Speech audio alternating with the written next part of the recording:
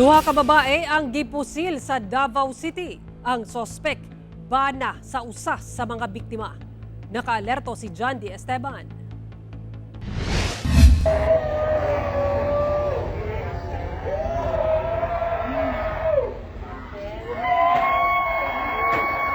Milanog ang dangwingoy sa nahibilin ng mga anak.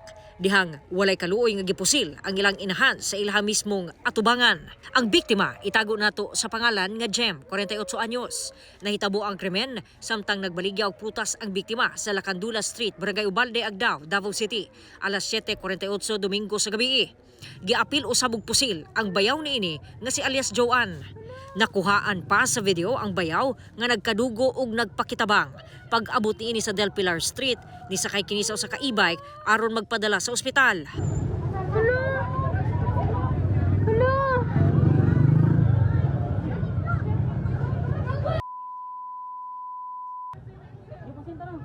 Nadala pa sa ospital ang duha apan si alias Jem namatay.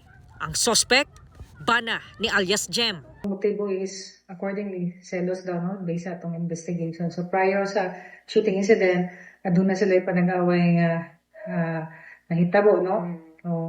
So katong gyapon nga adlaw nga agi itong kuan na motor sa kasakay sa Inmax na motor gibaril. Nagaway pa ba ito pero meron ko sila ko niya yang labay ng turiyan niyang banaw niya bas ng motor. Moto pagbalik na ulawan siguro to. Sumala sa usa sa mga anak sa biktima, daan na matud pang ginabaharan sa ilahang stepfather ang ilang inahan nga patyon. Si father ma'am nagabad nagud na nga hindi kitling chat mama sa kuha nga ginapatyon gito siya ang chat ni papa to hindi ka na magtatagal dito sa mundo dahil babarilin kita. Badagan atong record ako si father kaya dapatan ako mama. Sa karon parayon pa nga ginapangita ang suspect. Tag ako sinja siyang gibuhat ma'am nga mali dito ma'am bae ma'am iyang ingon na toon patyon niya. Lain ka na yung ano dili ba sayon mawad ang inan.